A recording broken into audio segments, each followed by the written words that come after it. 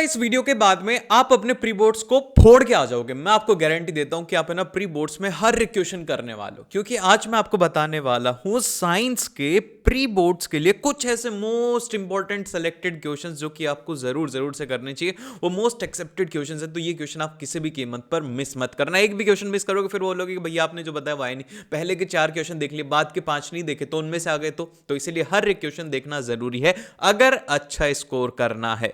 मैं आपको एक रियलिटी बताता हूं। अभी मैंने 2 दिन पहले भी एक वीडियो डाला था, उसमें भी मैंने स्टूडेंट्स को बताया था कि अगर आपको टॉप 1% में आना है, अगर आप भी चाहते हो कि आपकी मार्कशीट के अंदर आपको 95% से ऊपर दिखे, तो आपको अपने 100% एफर्ट्स डालने होंगे।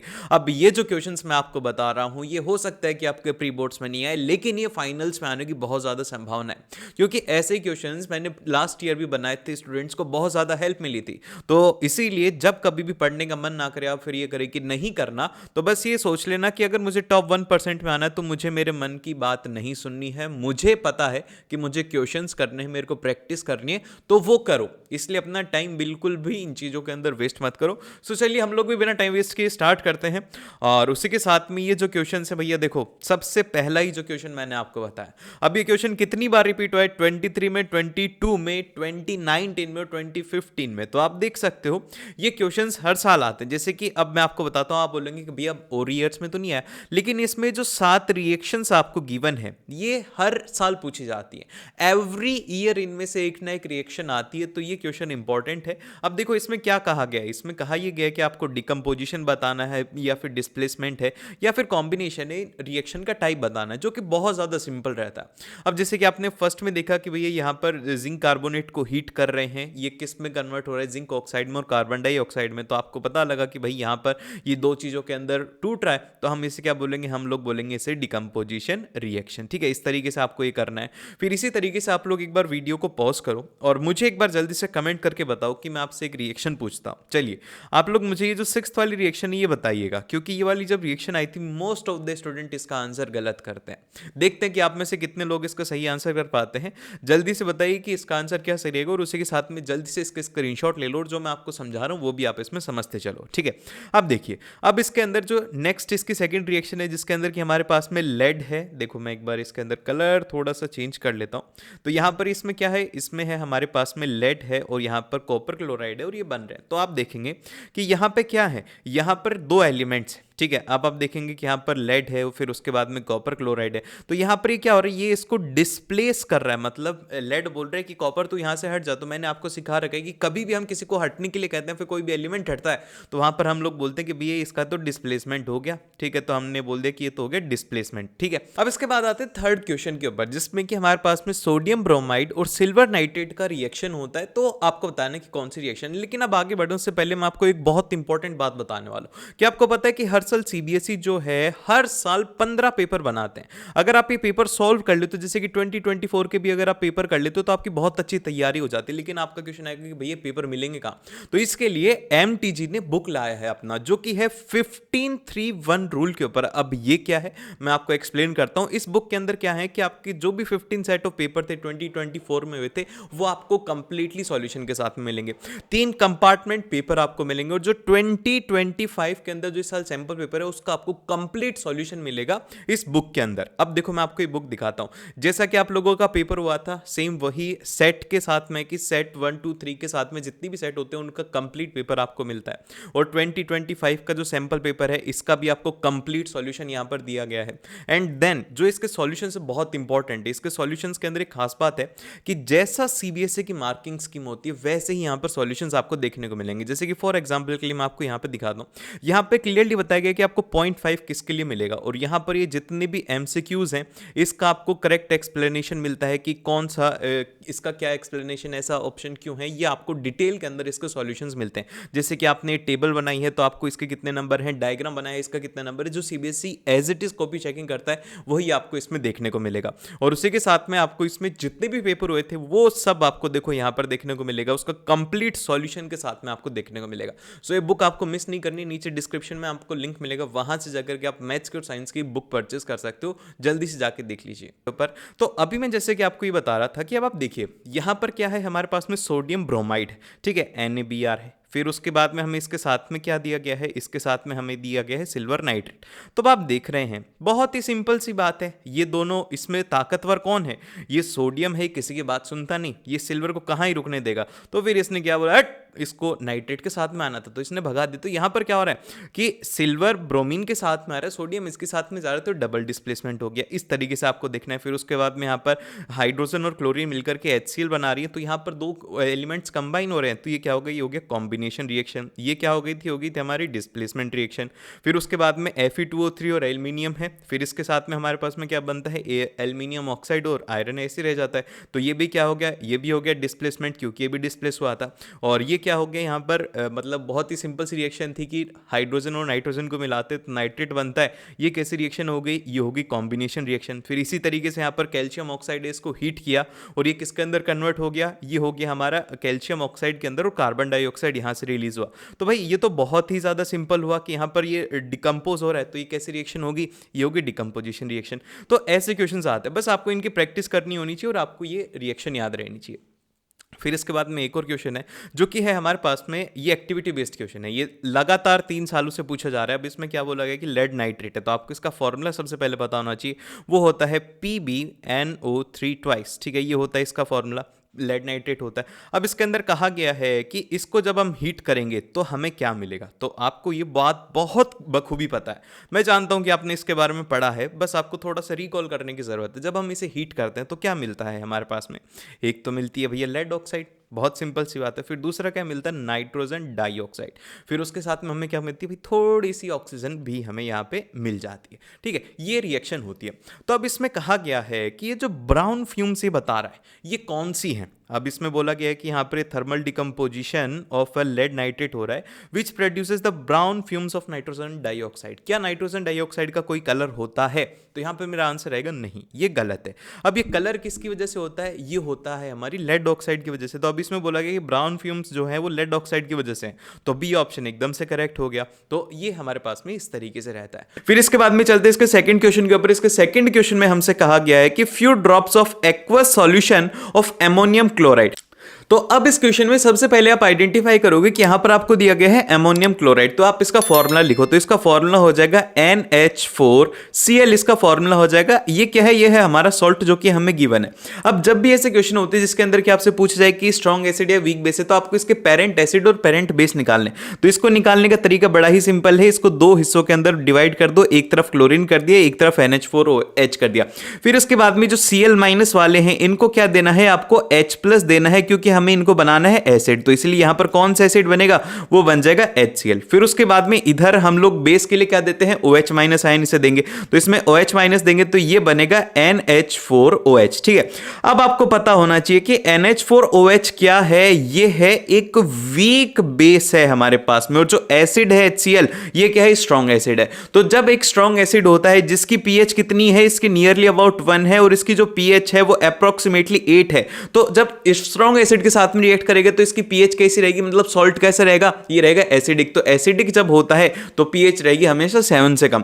तो इसीलिए इसके ऑप्शंस देखते हैं कौन से वाला करेक्ट होगा, कि वीक एसिड स्ट्रॉन्ग बेस एकदम से गलत है, वीक एसिड स्ट्रॉन्ग बेस ये भी गलत है। फिर थर्ड में दिया गया कि acidic strong acid and weak base, तो इसलिए जो ऑप्शन नंबर सी है वो इसका एकदम से करेक्ट होगा। इस तरीके से आपको करना है, आपको फाइंड आउट करना होगा कि इसका पेरेंट एसिड स्ट्रॉन्ग है या फिर वीक है। फिर इसके बाद में आता है क्वेश्चन नंबर थर्ड। अब क्वेश्चन नंबर जो थर्ड है ये है आप लोगों के लिए, आप लोग इसको करोगे नहीं तो देख लेना बहुत गलत बात हो जाएगी। इसमें कहा गया है कि आपको प्रोडक्ट निकालना है, एक्स और वाई बताना है। जैसे कि रिएक्शन हमें दी हुई कि ZnH2SO4 ZnSO4 प्लस H2, तो यहां पर बताना है कि H क्या, X क्या है और Y क्या है। जल्दी से आप लोग मुझे कमेंट करके बताओगे ABCD में से कौन सा इसका आंसर है। देखते कितने स्टूडेंट इसको कर पाते हैं। अगर ये नहीं कर पा रहे हो तो भैया कहीं ना कहीं तुम्हारी पढ़ाई के अंदर कमी है। ठीक है, तो अब ये रिएक्शन कौन से, अरे भाई बड़ी ही फेमस रिएक्शन है, वो है कि मेटल प्लस ऑफ एसिड जब रिएक्ट करते हैं तो क्या बनता है, एक तो बनता है सॉल्ट, प्लस ऑफ साथ में क्या निकलती है, वो निकलती है हाइड्रोजन गैस। सॉल्ट कैसा होता है, नमक कैसा होता है,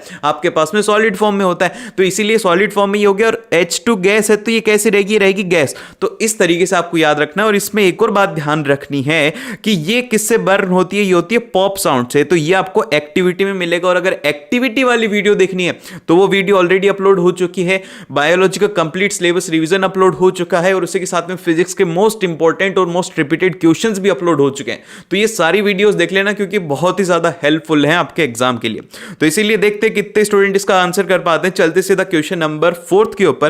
क्वेश्चन नंबर 4 में हमसे कहा गया कि हमारे पास में दो सॉल्ट हैं, एक एक्स है और एक वाई है। अब इनको क्या कर रहे हैं हम लोग, वाटर के अंदर डिसॉल्व कर रहे हैं सेपरेटली और उसी के साथ में हम क्या कर रहे हैं, इसमें फिनोप्टलीन ऐड कर रहे हैं। अब ये जो फिनोप्टलीन होता है इसका काम क्या होता है, ये होता है एक इंडिकेटर। ये जैसे कि हमें कैसे पता लगेगा कि भाई एसिड है बेस है, हम उससे चाट के थोड़ी देखेंगे। अगर मान लो कि चाट के देखें कि भैया एसिड है तो कैसा होगा, खट्टा होगा। तो HCl को गलती से मुंह में ले लिया तो भाई पूरा पूरा शरीर जल जाएगा। तो इसीलिए क्या होता है कि एक इंडिकेटर होता है। अब इस इंडिकेटर का काम क्या होता है, इसका काम होता है कि अगर इसको बेस दिखता है, अगर इसको बेस दिखता है, ये बेबी को बेस पसंद वाला बेस नहीं, अगर इसको लगता है कि भाई बेस है तो ये क्या करेगा, अपना कलर चेंज कर देगा। किस में कन्वर्ट हो जाएगा, ये हो जाएगा पिंक में। ठीक है, पिंक कलर इसका फेवरेट होता है। फिनोप्टलीन दिखते क्या याद रखो कि पिंक से फिनोप्टलीन आपको ध्यान रखना है, पी से पी आप याद रखोगे।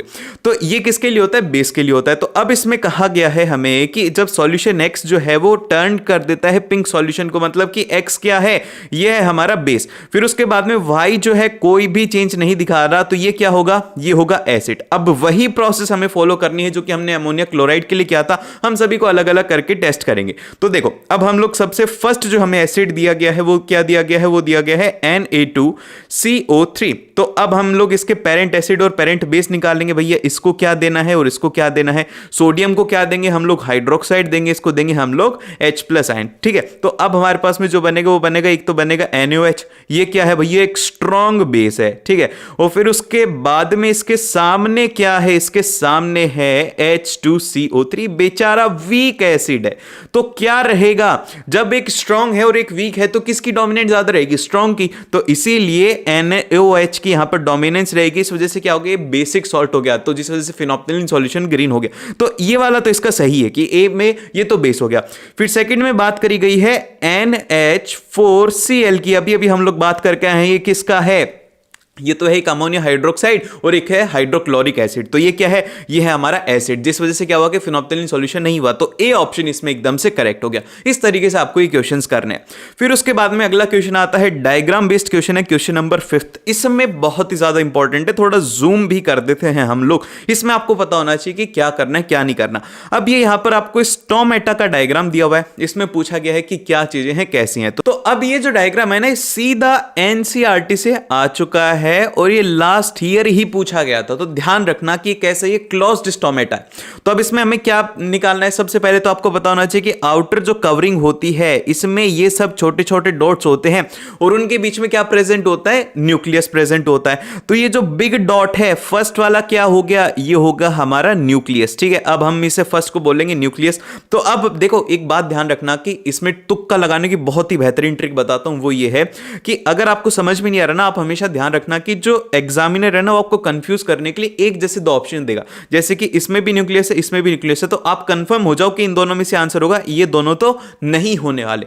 एग्जामिनर जब आपको कंफ्यूज करे, जैसे +5 देकर के कंफ्यूज कर रहा है, -5 देकर के कंफ्यूज कर रहा है, 10 और 12, तो इसमें चांसेस ये है 50% चांसेस हैं कि +5 और -5 इन दोनों में से ही कोई आंसर रहने वाला है। तो जहां पर एग्जामिनर आपको कंफ्यूज करता है ना, तो उन दो ऑप्शन को आपको पकड़ लेना है, क्योंकि इससे क्या होगा कि 50% चांस होगी कि हम सही कर पाएंगे। और भाई साहब ये बहुत ही बेहतरीन तुक्का ट्रिक है जिसको कि मैं भी यूज करता हूं, तो इसे यूज कर सकते हो अगर कोई क्वेश्चन ना आए तो। अगर ये तो नहीं कि क्वेश्चन आ भी रहे तो भी तुक्के मार के आ रहे एग्जाम में, अरे मजे में नहीं मारने, ये वो होती है क्वालिटी होती है, बैक बेंचर्स के पास होती है।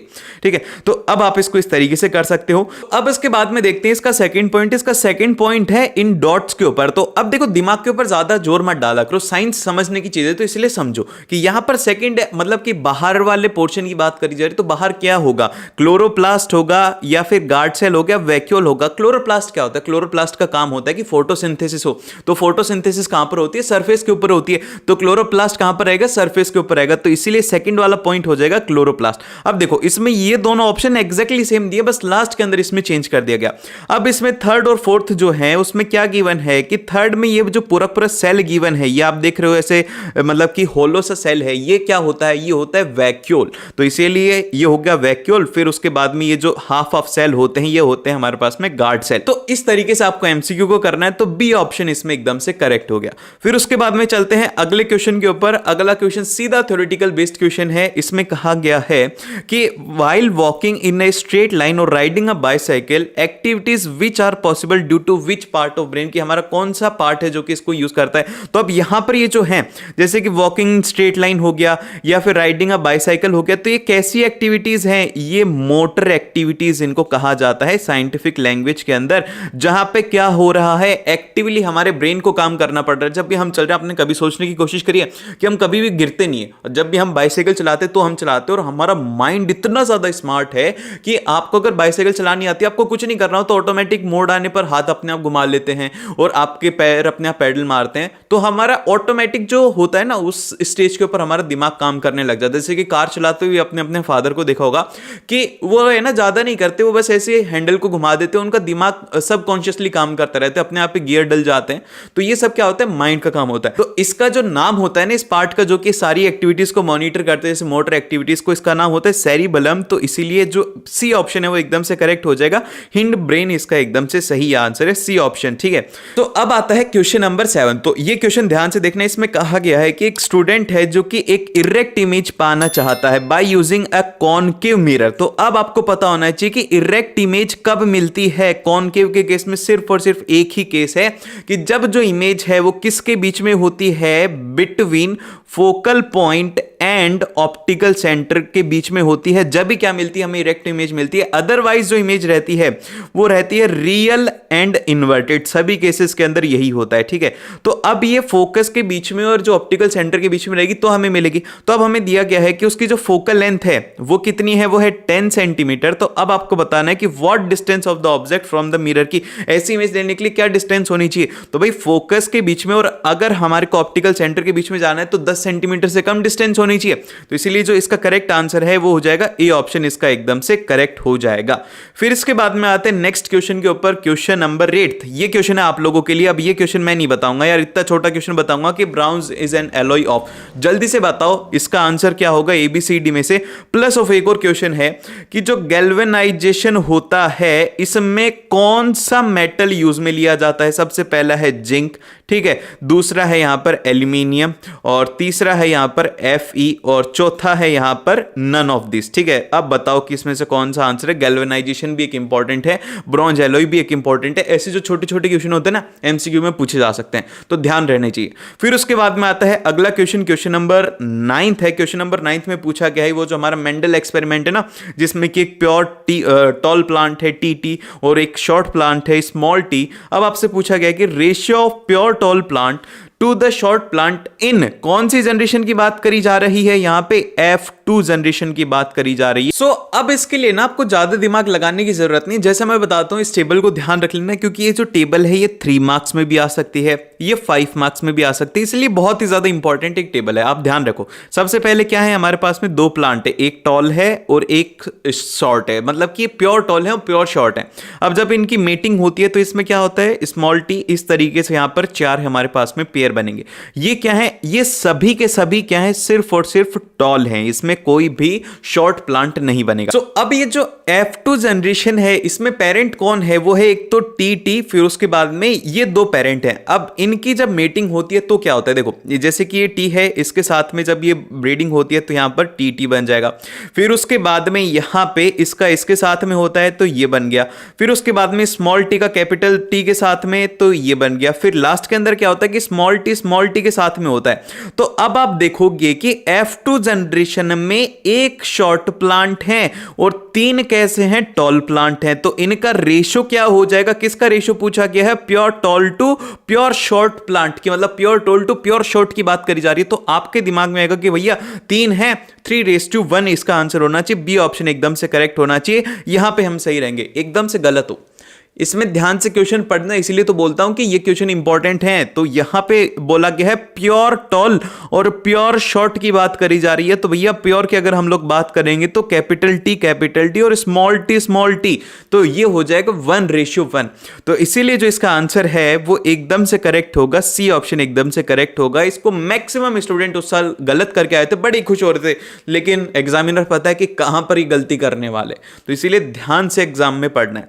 फिर उसके बाद में में आता है अगला क्वेश्चन, क्वेश्चन नंबर 10 है। क्वेश्चन नंबर 10 में आपको दिया गया है एक फूड वेब गिवन है और आपको बोला गया कि प्राइमरी कंज्यूमर कौन है। इसमें किसकी बात करी जा रही है? प्राइमरी कंज्यूमर की। तो अब जो है यहां पर मतलब कंज्यूम करने वाला होता है कंज्यूमर, उससे नीचे कौन सा लेवल होता है? वो होता है प्रोड्यूसर। फिर उसके बाद में जो नेक्स्ट लेवल होते हैं सेकंड लेवल कंज्यूमर, इस तरीके से होता है। तो अब देखोगे आप सबसे पहले नीचे दिए गए सीड्स हो गया, प्लांट्स हो गया, ग्रास हो गया, ये कौन है? ये है प्रोड्यूसर्स। फिर उनको खाने वाले कौन है? माइस हो गया, रैबिट हो गया, फिर इनको खाते हैं कैट, फॉक्स, बियर। तो ये क्या है? फर्स्ट लेवल के ऊपर कौन बैठे हैं? ये माइस और रैबिट। तो ये क्या हो गए? ये हो गए हमारे प्राइमरी कंज्यूमर, हम लोग इन्हें बोल सकते हैं। तो इसलिए जो करेक्ट ऑप्शन रहेगा वो रहेगा हमारे पास में माइस एंड रैबिट। तो डी ऑप्शन इसका एकदम से करेक्ट हो गया। ठीक है, इस तरीके से आपको करना है। और उसी के साथ में एक बात और यहां पे ध्यान रख लो, यहां पर एग्जाम के अंदर बहुत बार क्वेश्चन आता है 10% लॉ के ऊपर क्वेश्चन आता है कि इससे इसके अंदर एनर्जी कितनी ट्रांसफर होती है। तो क्वेश्चन आप लोगों के लिए ध्यान से सुनो कि अगर ये जो प्लांट्स है कितनी एनर्जी प्रोड्यूस कर रहे हैं, 10,000 जूल ये एनर्जी प्रोड्यूस कर रहे हैं। तो आप लोग बताइए कि कैट के पास में कितनी जूल एनर्जी आएगी? एक्स की वैल्यू आपको फाइंड आउट करना है। एक्स क्या है यहां पे? कैट के पास में कितनी एनर्जी जाएगी अगर प्लांट्स के पास में 10,000 जूल है? जल्दी से इसका आंसर कमेंट हो जाना। देन फिर इसके बाद में नेक्स्ट आता है असर्शन रीजनिंग। भाई इसके भी थोड़ी ध्यान रखो, एक ही असर्शन 4-5 बार पूछा गया, जो कि 24 में, 23 में और 2020 में। अब इसमें कहा गया है कि reaction of a quick lime with water is an exothermic reaction. बहुत सही बात है कि क्विक लाइम को जब आपने देखा होगा कि आपके घर पे जब वो एक पुट्टी करी जाती थी, अभी तो लोग नहीं करते, जिसके अंदर की जैसे कैल्शियम ऑक्साइड को मतलब क्विक लाइम को उसमें डाला जाता था, उससे क्या निकलता था? वहां पर कैल्शियम हाइड्रोक्साइड फॉर्म होती थी और उसके साथ में हीट निकलती थी। तो हीट निकलने को क्या बोलते हैं? एक्सोथर्मिक। तो ये बोल सकते कि ये तो हो गया ट्रू। फिर उसके बाद में बोला गया है कि quick lime reacts vigorously with water releasing a large amount of it. एकदम से करेक्ट एक्सप्लेनेशन दिया गया है क्योंकि ये इसके साथ में रिएक्शन करता है। तो हम लोग बोलेंगे कि ये भी ट्रू है और ये इसका ट्रू एक्सप्लेनेशन भी है। तो इसका जो सबसे फर्स्ट रहता है ए ऑप्शन हमारा आंसर रहता है। आपको ऑप्शंस दिए जाएंगे लेकिन इसमें नहीं था, तो आप इसके ध्यान रखें। और फिर इसके बाद में नेक्स्ट क्वेश्चन आता है, वही सेम फिर से हमारे पास में उसी से क्वेश्चन है कि यहाँ पर दो है हमारे पास में, जैसे कि सोडियम सल्फेट है, बेरियम क्लोराइड है। तो इसकी रिएक्शन आपको बतानी, बहुत सिंपल सी रिएक्शन होती है कि यहाँ पर आप लिखेंगे कि बेरियम क्लोराइड हो गया, फिर उसके साथ में यहाँ पर बेरियम सल्फेट हो गया BaSO4। फिर उसके बाद में ये बोल रहे हैं कि यहाँ पर क्या बनेगा? सोडियम सल्फेट है, सॉरी मैंने यहाँ पे गलत लिख दिया, Na2SO4। ठीक है, फिर उसके बाद में जब यहाँ पर रिएक्शन होगी तो ये क्या फॉर्म होगा? तो आप बोलेंगे कि भैया यहाँ पर तो सोडियम है, सोडियम काफ़ी ज़्यादा पावरफुल होता है, तो यहाँ पर हम लोग बोलेंगे कि यहाँ पर सोडियम जो है सोडियम क्लोराइड फॉर्म होगा। फिर उसके साथ में क्या होगा? बेरियम सल्फेट फॉर्म होगा। ठीक है, तो ये रहेगा। तो हम इसे बोलेंगे कि यहाँ पर क्या बनेगा सॉलिड स्टेट के अंदर? तो हम लोग बोलेंगे कि यहाँ पर सोडियम क्लोराइड। नेक्स्ट क्वेश्चन आता है क्वेश्चन नंबर 3। ये आपका एक्टिविटी बेस्ड क्वेश्चन है और अगर आपने एक्टिविटी और इंपॉर्टेंट डायग्राम वाली वीडियो नहीं देखी है तो आप देखिएगा, उसमें मैंने सारी एक्टिविटीज और उनको एक्सप्लेन किया है। तो अब इसमें बोला गया है कि the solution in the given figure is likely to. अब यहां पर बोला गया है कि ब्लब डज नॉट ग्लो। तो यहां पर क्या होगा? ये एसिड नहीं होगा। ठीक है, ये एसिड नहीं होगा और ना ही ये बेस होगा। ठीक है, आपको तो बस ये ध्यान रखना, आपके जो सिलेबस में उसमें एसिड है तो एसिड नहीं होगा। आप देखेंगे एसिड कौन सा इसमें HNO3 एसिड है। फिर उसके बाद में C2H5OH, ये क्या है? ये है हमारा एल्कोहल। ठीक है, ये क्या है? ये है एल्कोहल। तो एल्कोहल क्या इलेक्ट्रिसिटी कंडक्ट करेगा? नहीं करेगा। तो इसीलिए बी ऑप्शन इसका एकदम से यहाँ पे करेक्ट हो जाएगा। फिर उसके बाद में इसी के ही जो कि सेकेंड पार्ट इसका दिया हुआ है कि which of the following is considered as an the strong electrolyte. Strong electrolyte का मतलब ये होता है कि वो वाटर के अंदर क्या करेगा? अपने H+ आयंस को रिलीज कर दे। तो ऐसा कौन होता है? वो होता है एसिड। तो अब कोई भी एसिड हो चाहे से, अब देखेंगे आप इसके अंदर सॉल्यूशन में आपको दिया हुआ एक डाइल्यूट एसिड है, डाइल्यूट शुगर सॉल्यूशन हो नहीं सकता। फिर उसके बाद में ग्लूकोज सॉल्यूशन नहीं हो सकता, इथेनॉल इन वाटर नहीं हो सकता। तो ये ऑप्शन इसका एकदम से करेक्ट हो जाएगा। इसी तरीके से हम लोग चलते हैं क्वेश्चन नंबर 4 के ऊपर। अब क्वेश्चन नंबर 4 में आप लोगों से पूछना चाहूंगा, आप लोग मुझे कमेंट करके बताइएगा कि 4th वाले का आंसर क्या रहने वाला है? ए रहेगा, बी रहेगा, सी रहेगा या फिर डी रहने वाला है? तो फिर चलिए हम करते हैं। इसमें बोला गया कि एक एक्वस सॉल्यूशन है ए जो टर्न करता है फिनोप्थलीन सॉल्यूशन को पिंक में।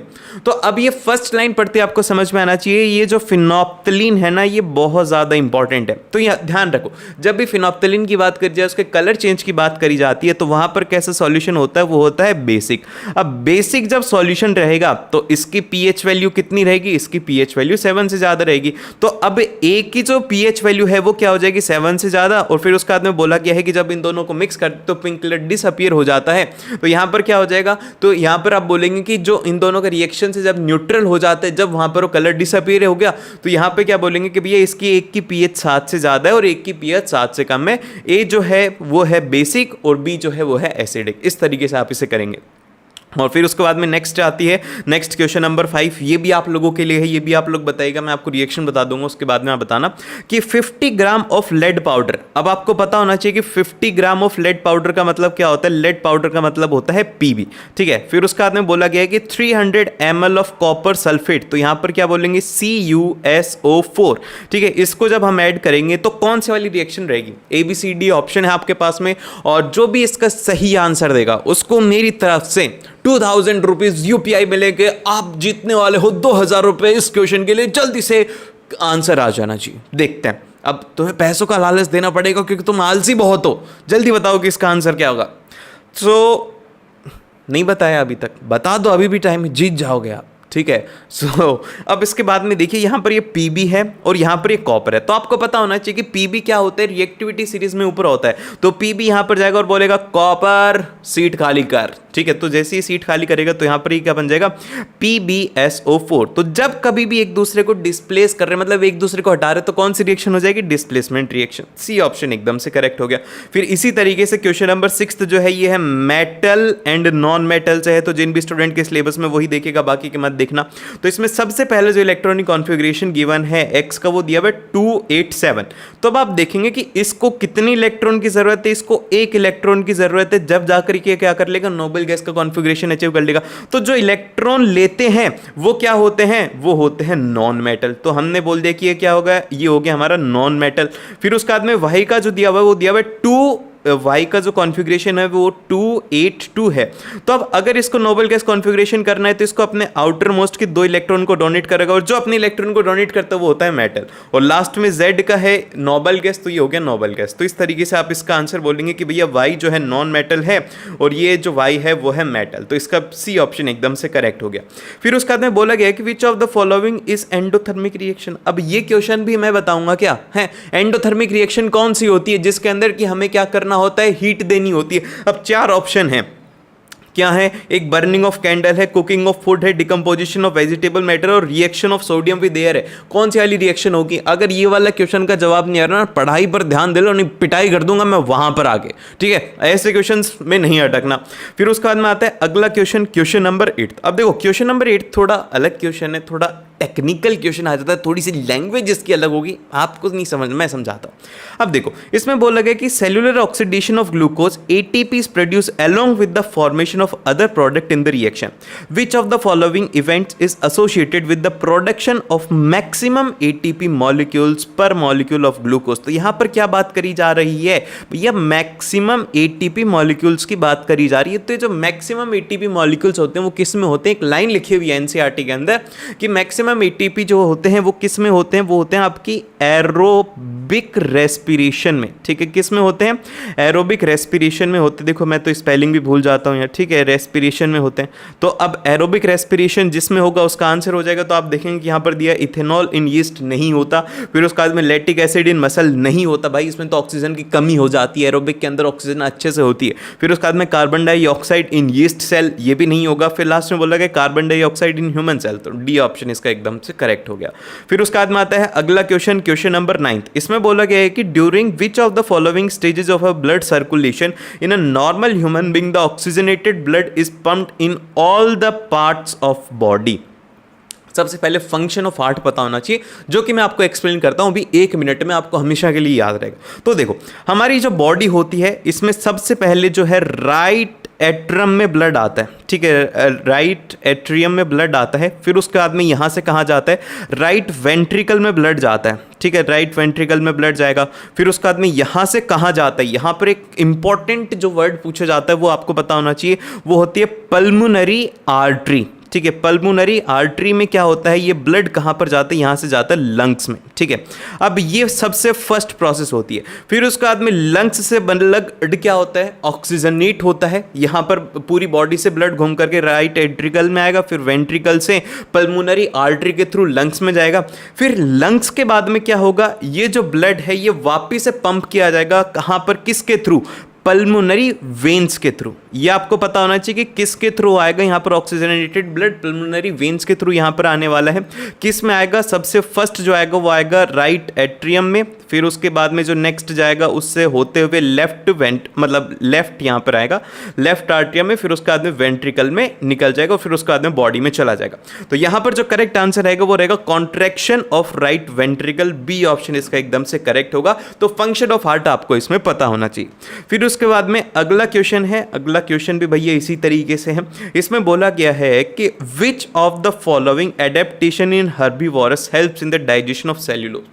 ये कोई क्वेश्चन है पूछने वाला, लेकिन पूछते हैं भाई, टीचर हैं, उनको पता होता है कि बच्चा कहाँ पर गलती करेगा। तो ये मैंने मेरी जो फुल वीडियो है, अगर आपने फुल सिलेबस रिवीजन नहीं देखा है तो क्या कर रहे हो, देखो उसे जा करके, पूरा एक बारी में रिवाइज करवा रखा है। तो वो वीडियो का लिंक डिस्क्रिप्शन में मिल जाएगा, वहाँ से जा करके आप उसे देख सकते हो। तो जब कभी भी हर्बीवोरस की बात करी जाती है तो इनके पास में क्या होता है, लॉन्गर स्मॉल इंटेस्टाइन होता है, क्योंकि जो घास होती है ना उसमें ज़्यादा सेल्यूलोज होता है, तो उसको पचाने के लिए बहुत बड़ी आंत चाहिए होती है। तो वो किस में होती है, वो हर्बीवोरस में होती है। तो इसलिए डी ऑप्शन इसका एकदम से करेक्ट होगा। फिर उसके बाद में आता है 11th क्वेश्चन। 11th क्वेश्चन में हमसे कहा गया कि there was a cerebral dysfunction in a patient, which of the following activities will be get disturbed as a result of this. कि भाई एक पेशेंट है जिसका क्या है, सेरिब्रल डाई फंक्शन हो गया, मतलब कि उसका जो सिस्टम है वो थोड़ा सा हैंग हो गया। तो इससे क्या होगा, जो हमारे सेरिब्रल होता है ना फंक्शन, उसका काम ही होता है कि हमारा जो पोस्चर होता है, हम जो चलते हैं उसको बैलेंस रखना उसका काम होता है। जैसे कि आप देखो कि आप किसी भी चीज़ को मतलब कि सिंगल पहिए के ऊपर आप नहीं चला सकते, उसको बैलेंस करना पड़ता है। तो ये बैलेंस जो है वो हमारा दिमाग करता है। तो ये जब अगर मतलब इसका सिस्टम हैंग हो गया तो क्या हो जाएगा इसमें भैया, इसमें हो जाएगा इसका पोस्चर और बैलेंस इसका खराब हो जाएगा। तो सी ऑप्शन एकदम से करेक्ट हो गया। फिर उसके बाद में नेक्स्ट आता है स्नेल्स वाला। ये भी आप लोगों के कौन से चैप्टर्स हैं, रिप्रोडक्शन से, जो कि बहुत सारे स्टूडेंट के नहीं आ रहा। अगर जिस किसी के भी आ रहा है तो इसका आंसर आएगा डी ऑप्शन।